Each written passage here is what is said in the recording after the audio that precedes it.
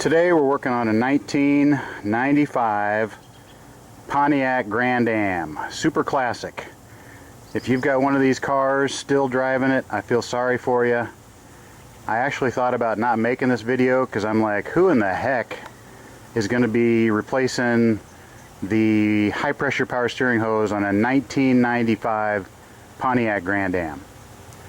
There was nothing out there on YouTube that was kind of helping me out here. So I got into it, broke my rule. I'm going to start filming after I've got a few things torn apart, but I'm going to at least give you the basic tips.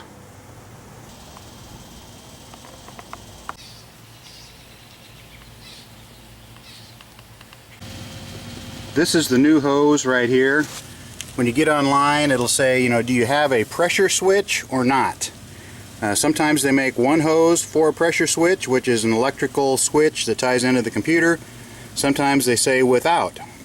A lot of times they make them dual purpose. This one, if you don't have the pressure switch, you put that cap on there. So I put a little oil on the O-ring, tighten down that cap, and that blocks off the threads where a pressure switch would go. So now this hose is ready for a car without a pressure switch. On this end there's a pretty sharp angle, and you're going to have a gasket on the end here. Make sure that's there. So up on top of the car, you know, here's your coil pack. Your power steering fluid reservoir is here. The pump is actually right there as well, the power steering pump. A hose, metal hose, comes back, and at this point it's connected to a flexible hose. I got a leak right here, basically where my thumb's at. But this connection here, you know, just a wrench on one side and a flare nut wrench on the other. This came apart pretty easy. So this top one, super easy, nothing to that. Now this job is so tight, it's hard to get good pictures, but that hose goes down here up against the firewall, and then down in here, I've got it popped out of that little holder right there. It was actually strapped in with a wire tie, so I had to cut a wire tie, and then that hose popped out of that bracket that was holding it down there. On this other side, it connects to the rack and pinion down in here. It's almost impossible to see. I'll try and get some shots, but to get myself a little better access to both over there and down in here, I removed this thing here. I think it was just actually one bolt. This is the cruise control. It's bolted up here to the firewall, but just take that loose, get it up out of the way. That gives you a little more access in down here, get you a little better access. So try and get a shot down here for you. This is probably a little above and beyond, but I'm going to go ahead and take this little booger off of there. That way I can flip it up out of the way, and it just frees up a little more space to come right down in here. So get that off, we'll move it out of the way, then I'll have a clear shot down in here as well as coming in this way. I'm going to try and give you some perspective of where I'm at. There's the brake fluid cylinder.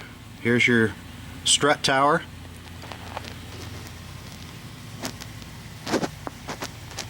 Right down there is the connection that I had to reach in there and undo.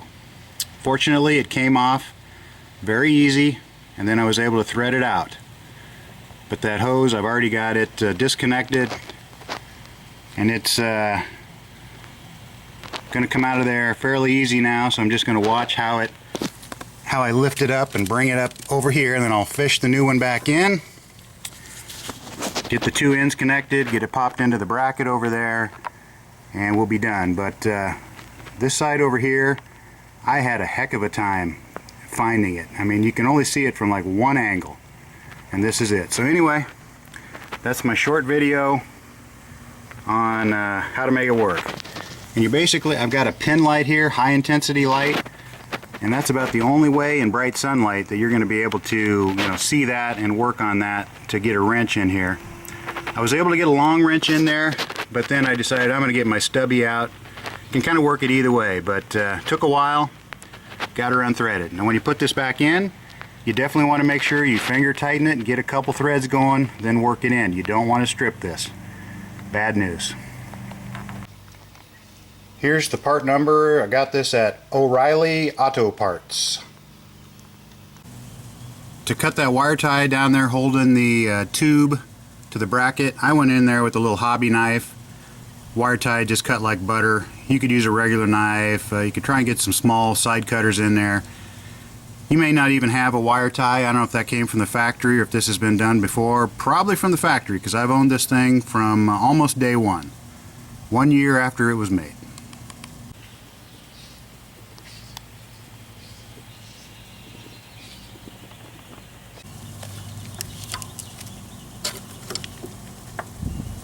You kind of see how that goes in there above that connector, kind of in between this little loop, and then on down in there. Gets kind of crazy, but I'm going to pay particular attention to how I pull it out of there, then thread it right back in the same way. Okay, she's a match. You've got a little bit different bend up here, but that's because this old hose has learned how to curve that way and then been heated over time, but these are the same hose.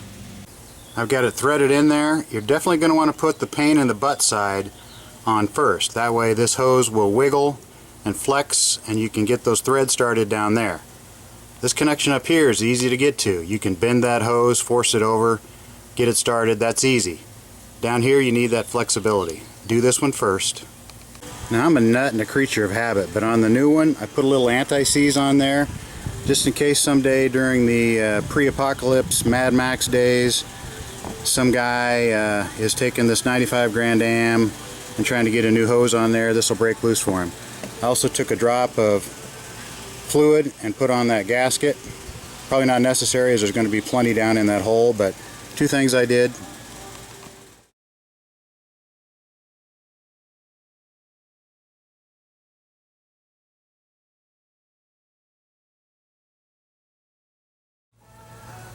There are two fittings there.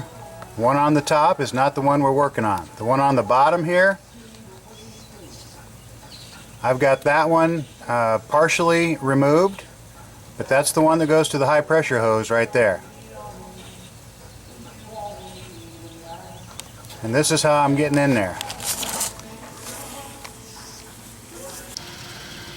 Once you get this one down here on the rack and pinion side, hand started and tightened up maybe 2 or 3 turns, definitely not all the way tight.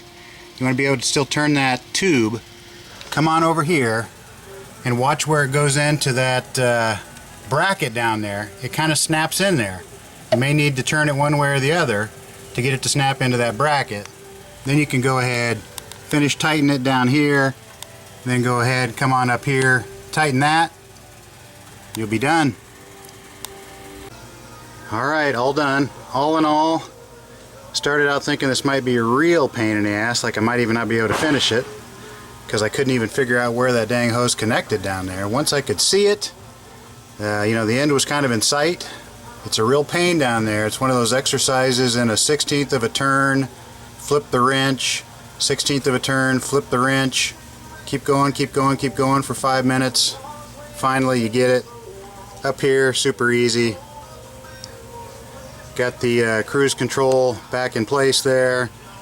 Got that little switch right there put back on. Ready to start it up and test it. Obviously check the reservoir, make sure it's full.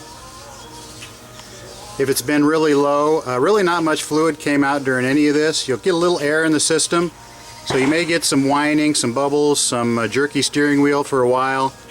Just turn it back and forth slowly in the driveway a few times. They kind of recommend you lift the car. Not really necessary. I'd just take it out for a drive probably. Just check the reservoir after that and should be fine.